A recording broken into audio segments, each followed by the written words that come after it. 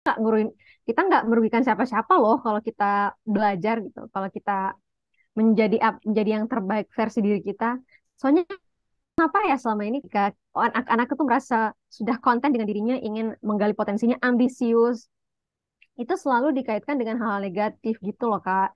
Mm-mm. Jadi masalah mindset tuh menurutku sangat penting dalam belajar bahasa. It's not just about practice, practice, and practice.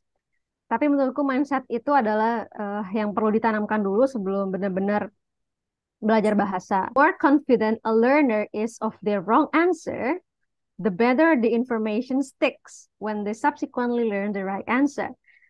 So, ini yang paling hits.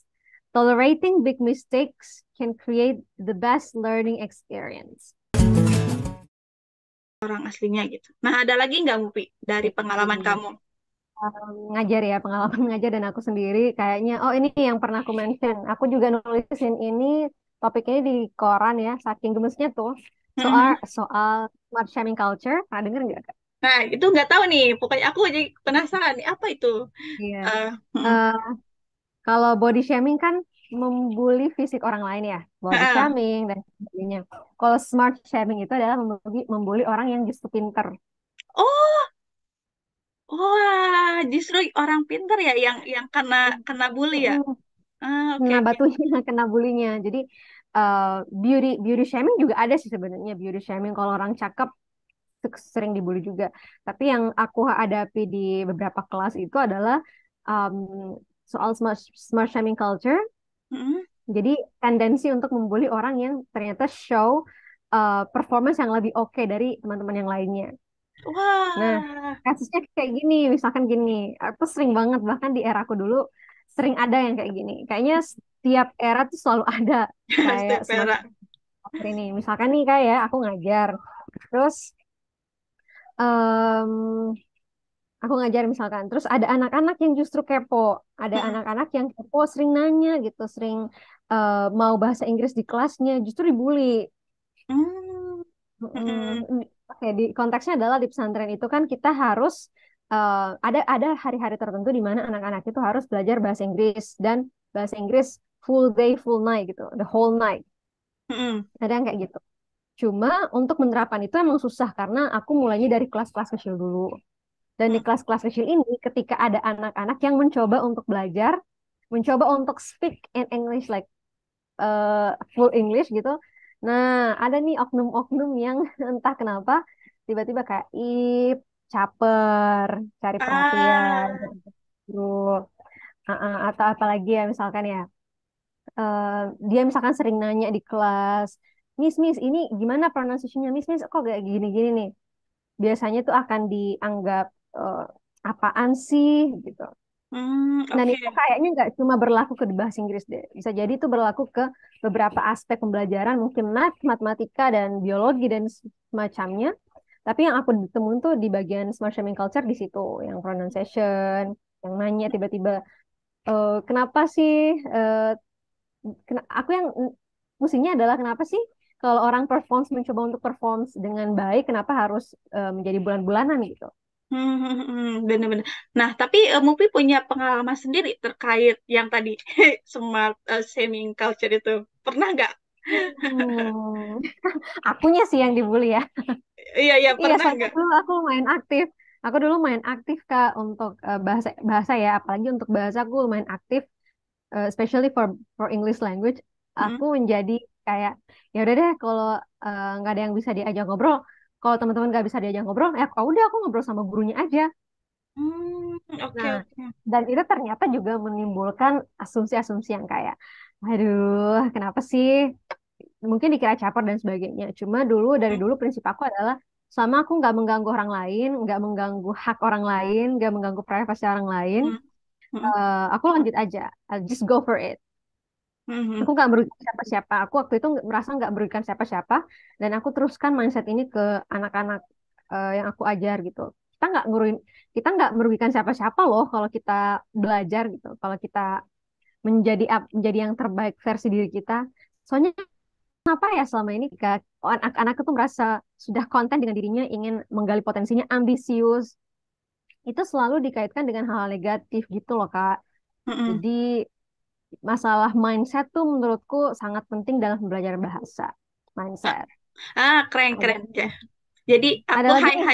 highlight dulu ya. Hmm, Mindset itu penting hmm. dalam belajar bahasa. Oke, lanjut Mufi. Iya, it's not just about practice, practice and practice. Tapi menurutku mindset itu adalah yang perlu ditanamkan dulu sebelum benar-benar belajar bahasa. Ada lagi nih satu yang baru aku discover. Jadi Hmm. guru kan pelajaran dan pembelajaran seumur hidup ya Kak ya. Iya, betul Jadi betul guru tuh. kayaknya aduh nggak pernah berhenti, selalu aja perubahan-perubahan yang terjadi. Hmm. Kita pun guru selalu mengupgrade ilmu juga dan ternyata ketemu metode-metode yang oh kayaknya oke nih kita terapin. Oh kok gini? Oh ternyata ini nih alasan dari action-action siswa-siswa aku. Hmm. Salah satu yang aku dapat, aku kemarin sebulanan baca bukunya David Epstein, judulnya Range. Hmm. Adamnya pernah dengar bukunya nggak sebelumnya? Oh, Belum, belum, belum, belum, belum. Baru dari kamu nih. Hmm. bukunya Range itu awalnya aku pikir dia membahas soal specialist and being generalist gitu. Hmm. Hmm.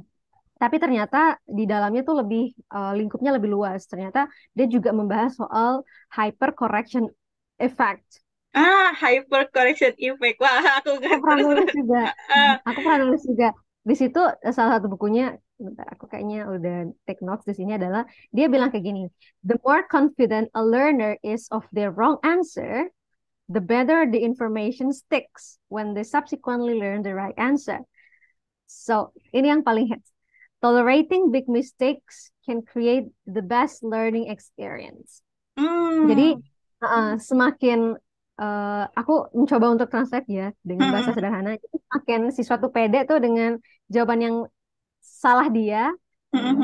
informasi yang salah itu lebih stick di kepalanya untuk mempelajari hal-hal yang benar dan mentoleransi kesalahan yang besar itu sebenarnya bisa membuat perubahan yang sangat oke dalam proses belajar. Jadi misalkan aja aku tiba-tiba ngajar bahasa Inggris, terus ada, Hai guys, kalian tahu nggak pronunciation-nya water misalkan, terus yang ada yang bilang apa gitu, salah, misalkan dia ngomongnya salah kan. Hmm. Hmm.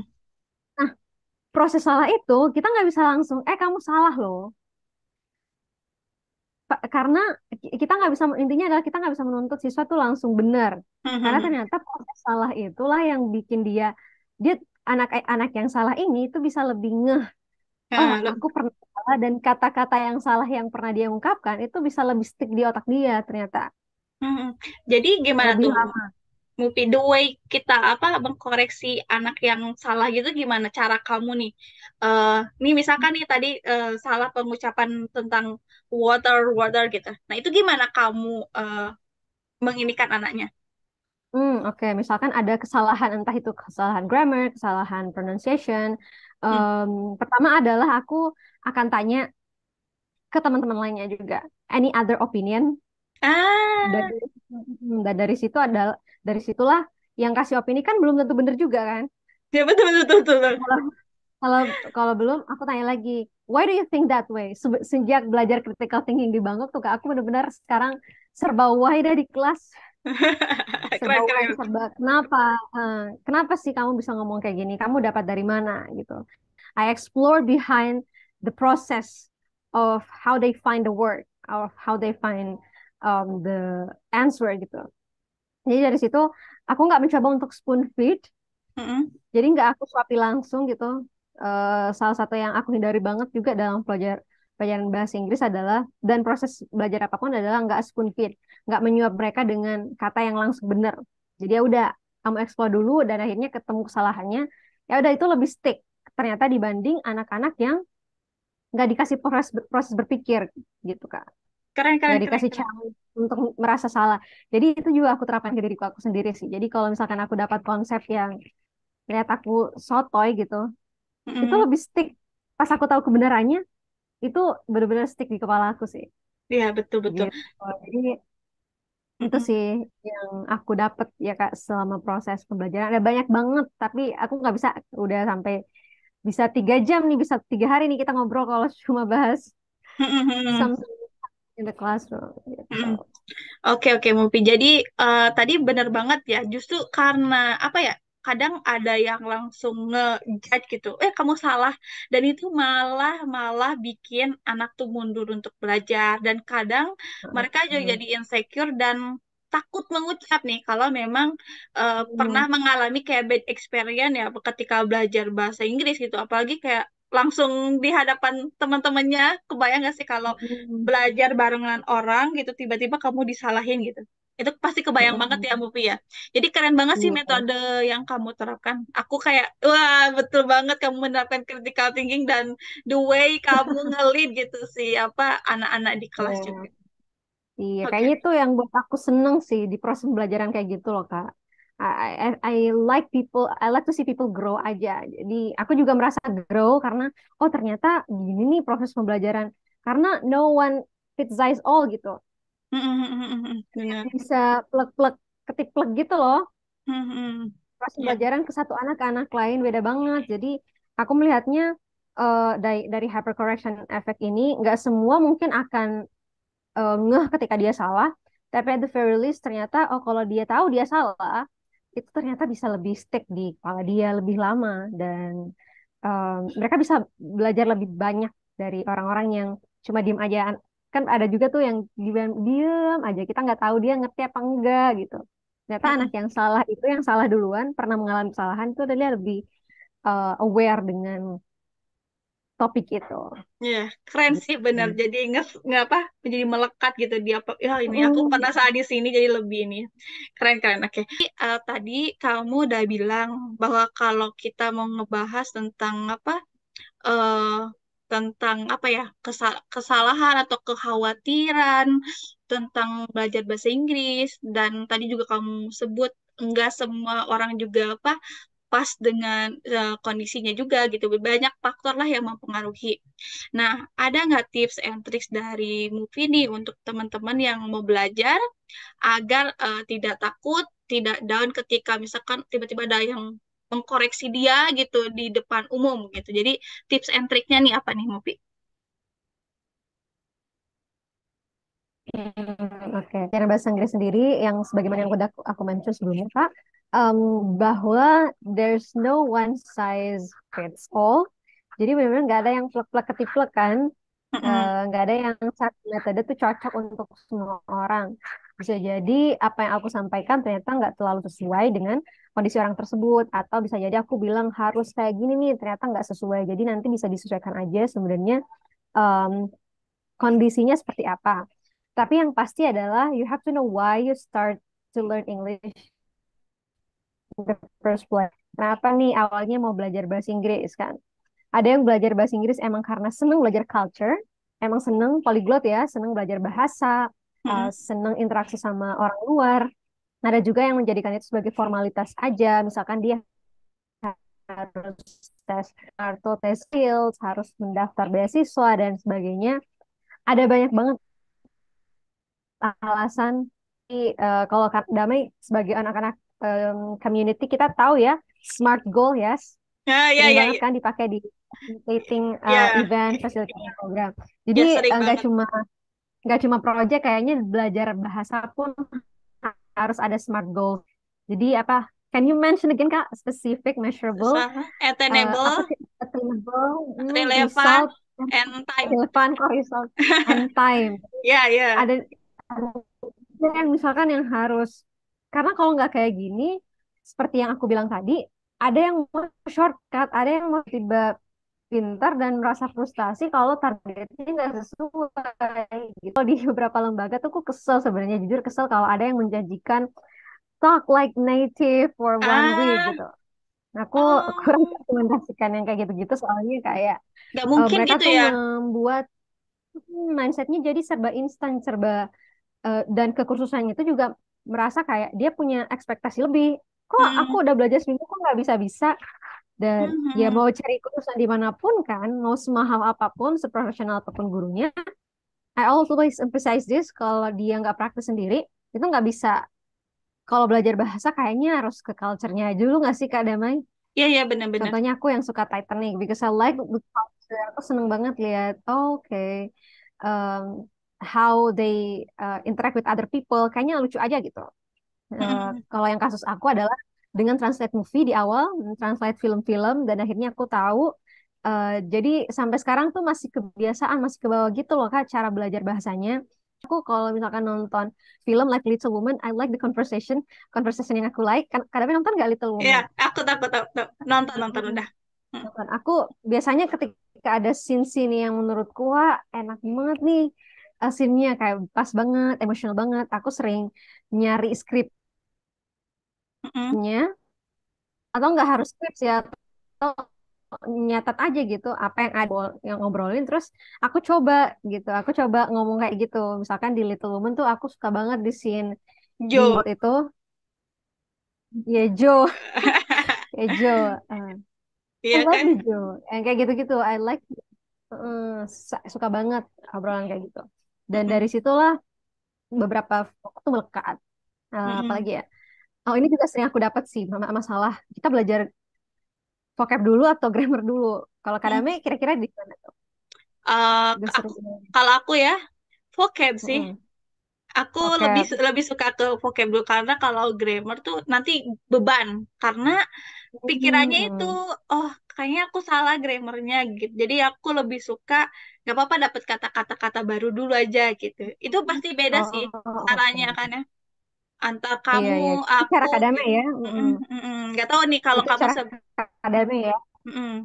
Kalau aku Kalau caranya adalah, ya aku samain aja. Jadi belajar vocab, aku juga belajar si grammarnya ini.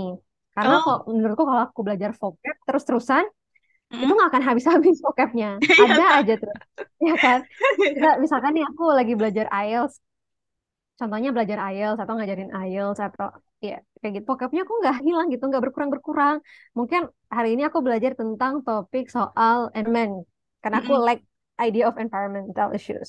mm-mm, Oke, udah aku udah merasa oke bisa nih, udah pinter nih bagian environment.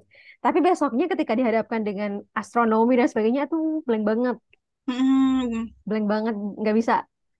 Ini belajar lagi, kayaknya vocab tuh nggak akan habis-habis. enggak. Mm-mm, Jadi sambil vocab, ngafalin vocab sambil belajar grammar, atau mungkin belajar grammar dulu, nanti cari vocabnya yang relevan aja sama keseharian dia. Apalagi mm-mm, sekarang tuh aku juga sekarang kan menghadapi orang-orang yang adult ya. Aku sekarang ngajar anak-anak, ngajarin orang dewasa juga. Dan mm-mm. orang dewasa kalau untuk mau speaking biasanya mereka lebih ke arah professional demand-nya gitu. Jadi Hmm, ada nggak sih vocab yang akan sesuai yang akan mereka pakai di tempat kerjanya? Soalnya iya. kalau pemula nih, just imagine dia pemula, nggak belajar bahasa Inggris sama sekali, belajar sih tapi dulu katanya bolos gitu kan. Di SD SMP nggak ada vocab yang stick di kepala dia, tiba-tiba harus belajar dan menghafalin semua vocab-vocab dunia ini kan bingung ya Kak. Hmm, Jadi I suggest dan rekomendasikan ke mereka itu kalau ya udah kamu belajar vocabnya tuh dari ranah-ranah yang kamu familiar aja, yang kamu suka. Let's say hmm, film. Ya udah, aku hmm, kan suka film, suka drama Korea atau film ya gitulah. hmm, hmm. Kamu Bener sih. bisa review film itu. Hmm, Hmm. Contohnya kayak di Asian Movie, aku sering lihat komen-komen orang, terus aku komen-komen juga. I like the movie, review-review yang hal-hal yang benar-benar kita suka aja dulu. Karena kalau tiba-tiba disuruh baca jurnal nih, kadang baca jurnal nih, susah kan, apalagi baca buku susah. berat, Hmm, it's gonna be very difficult dan susah. hmm, hmm, Terus apalagi ya, oh, oke, The Power of Social Media sih Kak, aku seneng banget. Aku punya salah satu quotes yang aku pinjam dari temenku, nikmat sosmed mana lagi sih yang kau dustakan, gitu. Soalnya di social media itu kayaknya udah banyak banget ya, kita bahkan sangat terexposure dengan beberapa banyak hal gitu kan. Tapi dari aku adalah gimana misalkan aku dapat satu kata baru di buku, aku highlight, terus aku bikinkan caption deh. Nah, hmm. itu biasanya lebih stick di aku karena ada perasaan yang kayak ya ampun nanti storyku tuh akan dibaca banyak orang. Jadi aku proofread terus dan ternyata itu cara aku belajar gitu. Wow, Daripada wow. cuma daripada cuma nyatet, karena tendensi untuk em, apa ya, mengeksplor ide kita kan emang ada ya Kak. Selalu Hmm, kan kita mau ngomong sesuatu, cuma terkadang kita nggak tahu mulainya dari mana juga, dan akhirnya kalau misalkan aku tiba-tiba random baca gitu, ada satu kata yang unik nih kata nih.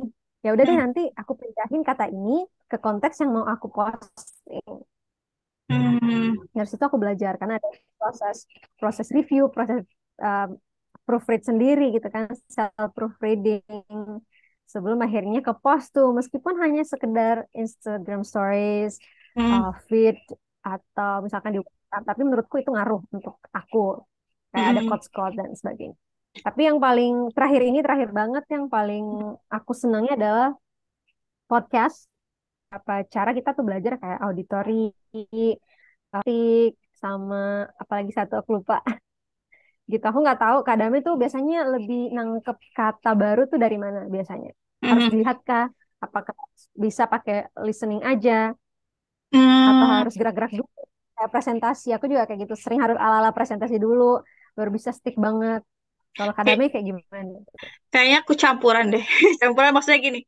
eh, Pertama Hah? mungkin campuran kayaknya. Jadi mungkin pertama dengar kata itu nggak ngerti ya Kak ketika listening misalkan apa tuh itu. Jadi terus kita cari gitu. Ketika cari nanti diliatin sama apa yang visualnya gitu. Jadi lebih melekat. Oh, ternyata misalnya penggunaannya itu lewat Oh iya, iya. apa. Jadi kayak mix gitu. Jadi nggak cuma satu apa satu metode aja ya kalau aku suka banyak gitu. Karena itu lebih memudahkan aku juga. Oke. Tapi mungkin Memudahkan. sebelum sebelum lanjut nih, aku mau make sure dulu. Jadi pertama tadi tips and triknya ini dari kamu nih. Started why, why-nya harus gede ya. Maksudnya kenapa kamu belajar harus gede tujuannya. Kedua, tadi dengan memulai dengan yang kamu suka. Kalau movie dari dengan nonton, dengan hal-hal yang kamu suka, lalu kamu mencatatnya, kayak gitu. Terus ketiga itu ini ya, coba untuk mempraktekannya gitu. Entah dengan menulis, dengan berbicara sendiri, pokoknya dipraktekkan gitu. Dan keempat, yang tadi vocabulary ya, eh buat teman-teman nih, meskipun ada seseorang yang bahasa Inggrisnya udah lancar, tapi masih nyari arti dari Oke, vocab. Jadi kalau benar. kalau teman-teman bilang, oh ini dia udah bahasa Inggris jago banget, enggak kok. Enggak, Dia pasti enggak ada vocabnya masih, jamin. iya, karena itu vocab tuh banyak banget. Mm-mm. Jadi jangan Banyak khawatir. banget. Apalagi Mm-mm. yang ilmiah-ilmiah gitu kan. Aduh, itu yang Mm-mm. benar-benar susah karena apalagi kita nggak terexposure aja setiap harinya, Mm-mm. ya kan? Mm-mm. Oke. Oh Oke, sama ini next. juga tadi Kak, aku Ya. aku nggak sama yang tadi, dan salah satu masalah adalah mau praktis sama siapa, Ah, iya, betul, betul, ya betul. kan? Untuk Mm-mm. belajar bahasa Inggris dulu kan, dulu di masa-masa kita tuh belum ada internet yang benar-benar membantu untuk explore. Ada cuma Facebook, tapi Facebook kan yang bisa kita berteman sama Facebook yang teman-teman kita doang kan. Mm-mm. Instagram pun kan teman-teman kita doang. Jadi kalau teman-temannya juga bahasa Indonesia nggak bisa diajak praktis susah. Dan dulu nggak semua orang memang suka bahasa Inggris, to be honest. Application namanya Tandem. Nanti mungkin Tandem. aku kirim ya kadang fotonya biar Mm-mm. di uh, Mm-mm. Tandem. Jadi di situ Mm-mm. tuh bisa kita bisa cari partner untuk yang benar-benar punya visi yang sama. Misalkan dia visionnya adalah emang cuma belajar bahasa, ya udah. Ada juga visionnya yang emang mau belajar IELTS, ya udah kita pilih itu. Misalkan kalau kita tujuannya sama. Karena dengan punya teman kayak gitu tuh kita bisa punya support system juga yang ngingetin. Oh Mm-mm. ternyata misalkan ada yang ngoreksi juga native-nya. Misalkan kalau kita agak sungkan ngomong sama teman-teman Indonesian, kita bisa pakai mereka gitu kan, mereka karena mereka juga lagi belajar bahasa kita. Jadi tandem tuh Mm-mm. unik. Misalkan kita ini adalah bahasa Inggris, kita mau belajar bahasa Inggris ya kan. Terus Ya. dia sih mau belajar bahasa Indonesia. Jadi mungkin like share the vocabs atau misalkan share pengalaman. Kita ngajarin dia bahasa Indonesia, dia ngajarin kita bahasa Inggris. Seperti Mm-mm. itu application namanya Tandem.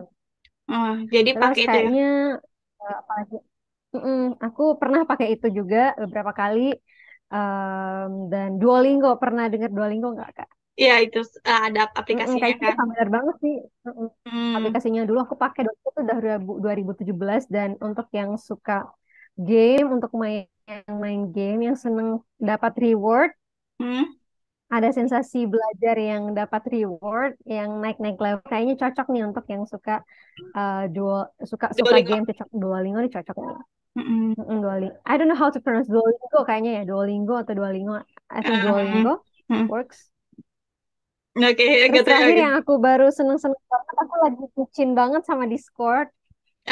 Aku tahu Discord. Discord pernah dengar kan? Discord. Ya, ha. Mm-mm. Discord. Jadi aku baru benar-benar explore Discord ini. Awalnya aku mikir Discord ini cuma kayak Zoom gitu kan, cuma kayak Skype. Ternyata Discord tuh bisa benar-benar kita interaksi dengan banyak orang, dengan latar yang belakang yang berbeda, dengan discussion yang benar-benar deep, Mm-mm. yang kita nggak perlu nyari, soalnya udah ada ketemu gitu kan. Misalkan kita nyari aja English practice atau English level up, udah ada tuh. Misalkan kelasnya ada basic, intermediate, terus advanced, fluent. Jadi Mm-mm. kalau misalkan kita merasa level kita masih di basic, udah masih masuk masuk basic aja. Tapi kalau kita mau coba-coba explore, mau lihat-lihat gimana sih orang fluent bahasa Inggris discussion, ya udah masuk ke grup fluent. Misalkan kemarin aku ketemu orang-orang di Saudi Arabia yang belajar English, yang fasih bahasa Inggris, terus ketemu sama-sama orang Romania, yang mereka tuh debat, yang bahas soal political issues. Oh my God, people are so cool. Mm-mm. Jadi aku pun meskipun kayak gini, aku masih belajar banyak, masih jauh dari kata sempurna banget untuk belajar bahasa. Lagi ada kan ada terus kan Kak, Mm-mm. bahasa itu ya. Ya, betul betul. Gak hanya satu. Mm-mm. Jadi tadi Gitu. aplikasinya ada Tandem, Duolingo, sama Discord itu mungkin lebih ke aplikasi Discord. yang dibuat oleh suatu Kalau kayak nggak ada temennya. mm-mm, kayak untuk Hmm. komunitas ya kalau Discord. Jadi kita bisa bikin topik sendiri yang nggak hanya bahasa Inggris sih kalau yang aplikasi Discord kalau nggak salah ya. Tapi teman-teman bisa cari juga nih kayak yang kita disebut ada berbagai komunitasnya. Mungkin kamu pernah dengar ini juga nggak sih movie Speaking 24? Ada ya kayak gitu Kak. Aku belum pernah sih, tapi thank you. Nanti aku Ya, cek deh. Speaking oke. 24. Itu application atau apa tuh? Itu di web, jadi kita random gitu ngobrol sama orang luar ya. Jadi, nah itu tuh, Hmm. kalau nggak ada temannya bisa coba Speaking 24, di mana itu kita bisa pilih mau ngobrol sama orang siapa. Itu pakai Skype sih, tapi Hmm. lewat aplikasi Hmm. itu dulu. Tapi hati-hati Oh, aja ya, kayak nggak semua orang juga belajar tuh bener-bener belajar ya. iya, Anak, itu. Ada yang benar-benar yang mau ngetes, ada yang emang ngeselin. Yang betul. kemarin tuh kasusnya mereka tuh kayak saling menghina gitu loh. Mereka saling ngejudge daerah masing-masing. Misalkan yang Saudi Arabia dianggap terlalu em, ketinggalan. Akhirnya teman-teman yang dari Romania tuh kayak, emang di Saudi tuh lo bisa nyetir kayak gitu in English. Jadi Hmm, emang harus pilih-pilih juga. Sebenarnya kalau ada funding, ada dana ya udah you can take like course private atau misalkan eh, speaking class yang English class yang semi semi private dan sebagainya. Tapi namanya juga semi private kan nggak selamanya harus masuk kelas ya. Jamnya juga sudah terschedule. hmm, hmm, Kalau emang lebih seneng otodidak dan merasa kemampuannya oke secara otodidak, you can use like that platform. Jadi kayak Discord itu Tandem tuh untuk orang-orang yang emang merasa fleksibel. Dan kalau orang-orang kantor kan biasanya sibuk ya Kak ya. hmm, Jadi hmm, kayak nggak ada waktu belajar, takutnya ngambil course tiba-tiba capek pulang ke kantor kan dan sebagainya. Itu understandable sekali. Jadi mereka bisa pakai yang Discord yang kita nggak tahu waktunya kapan. Terus maksudnya waktunya fleksibel kita kapan aja. hmm, hmm, Atau dengerin podcast misalkan. Tapi kalau untuk interaksi ya udah Tandem, Discord hmm, gitu sih. hmm, Nyari-nyari apa gitu. hmm. Tapi kalau mau sih lebih ya udah join international conference, join program-program. Ya Betul, ya betul, kan? betul, betul, betul. Heeh. Heeh. Mungkin akademi rasanya. Heeh. Englishnya ada level up nggak selama join program-program kayak Wesley atau apa sih UPG ya? Ya, Bahasa Unity Inggris. Paper Global. Lain nggak? Ada. Karena itu kan kita interaksi langsung ya. Which is nih, Mm-mm. ketika kita nggak tahu apa yang, jadi kita nggak punya kesempatan pakai bahasa kita sendiri. Kalau kita nggak ngerti, Ya, ya kita bakal nanya dengan bahasa Inggris. Jadi Inggris. Mm-mm. eh, mungkin dari mereka belum ngerti apa yang kita maksud. Ya kita pakai bahasa Inggris. Jadi kalau menurutku ya cara terbaik ya tercepat ya mungkin tercepat versiku adalah ngomong sama orang bukan Indonesia. Karena kamu nggak bisa jelasin Iya. jelasin lagi dengan bahasa Mm-mm. kamu gitu. Jadi otaknya terlatih untuk Saya terlatih untuk berpikir. Jadi mm-mm, lebih familiar juga dengan kata-katanya karena ya udah mau gimana pun nggak ada yang bisa bantu kan. betul. Terus mungkin di highlight juga yang tadi aplikasi-aplikasi yang secara online ya, yang tadi Mm. banyak orang-orang aneh juga banyak juga orang-orang yang kalau cowok-cowoknya juga kadang kalau buat cewek nih yang Mm-mm. kurang nyaman itu juga ada yang genit-genit kayak gitu. Jadi kita memfilter aja Iya. gitu. Kalau udah nggak nyaman Mm. ya udah stop aja gitu. Itu Stop sih aja. dari aku. Ada lagi mungkin the last apa tips gitu. Teach it sih Kak. Apa? Ajarin ke orang lain. Oh, jadi apa yang kita pelajari di Itu salah satu cara aku. Oh, kalau aku udah bisa paham dan mengajarkan ke orang lain dan orang itu paham, berarti aku udah paham nih konsep itu. keren Kayaknya itu keren. sih. Sama yang terakhir yang untuk dedek-dedek nih, dedek-dedek yang lagi progres, yang merasa kayak, aduh, takut nih dijudge seperti ini. It's okay, practice makes Perfect. progress. Oh, Enggak, progress. Oh, aku nggak pakai. oh Aku betul nggak pakai betul. perfect. Aku nggak Keren pakai keren. perfect because nobody's Oh, perfect kan. oh iya iya keren So, keren keren. sekeren-kerennya kita belajar tuh nggak ada yang perfect menurutku. I Ada see. aja yang salah. Nah, kalau I dia see. terlalu berpikir untuk perfection itu nanti dia nggak menghargai prosesnya I gitu. see Jadi keren keren. practice makes practice makes progress dan itu aku selalu Oh, tekankan juga ke diri sendiri because I can never be really perfect. iya We're iya human, right? iya iya. Mm, Practice make gitu. progress. I see keren. Progress Mm-mm. bukan perfect. Iya keren keren Gitu sih, keren. Kak. Thank you, Upi. Oke, so the Thank last you. ini apa nih pesan kamu untuk pemuda-pemudi Indonesia? Ini secara general aja gitu. Apa sih pesan kamu buat pemuda-pemudi Indonesia nih? Aku langsung keinget nih kasus-kasus di mana aku berhadapan sama pemuda-pemuda terus kan, anak-anak terus, jalot yang notabene-nya mau nggak mau bahas tentang mimpi dan sebagainya, bahas tentang passion dan sebagainya. Salah satu hal yang menurutku sangat um, overrated adalah passion. Jadi orang-orang tuh merasa bahwa kita tuh harus ketemu passion di waktu yang sangat muda gitu. Pokoknya kalau SMA belum ketemu passion salah. Dan menurutku belum em, kan kadang banget mereka bingung soal passionnya apa dan sebagainya. Menurutku adalah seperti yang kalian bilang juga tadi, explore aja dulu semua. Hmm. Explore aja dulu semua dan yang mana nih yang akhirnya stick di kita stick di kita ketika udah coba semua dan itu kita merasa stick di situ ya udah berarti itu salah satu hal yang kita suka. Tapi ternyata setelah di dunia kerja pun ada banyak indikator-indikator lain yang nggak melulu sama passion. Aku seneng banget sama konsep ikigai, Hmm. ya Kak. Ikigai. Konsep ikigai. Jadi em, dia tuh mengeksplor bukan hanya tentang passion kita, tapi kita tuh mau dilihat seperti apa sih di dunia ini. Temukan dirimu lewat Ikigai gitu ya. Itu dari movie ya. Oke, Yes. thank you so much Mupi. Terima kasih udah berbagi tentang bahasa Inggris, tentang tips and triknya. Terus banyak banget insight yang aku baru dapat dari kamu. Dan yang terakhir yang paling melekat di aku itu nih, uh, practice make a progress. Next progress. Ya, itu melekat banget di aku. So, thank you so Iya, much. thank you so much juga ya udah diberikan kesempatan untuk berbagi. Terima kasih sudah hadir di teman bicara damai. Semoga yang nonton bisa terinspirasi dari kamu juga dan the way kamu belajar bahasa Inggris juga gitu. Thank you, movie. Welcome, Kak.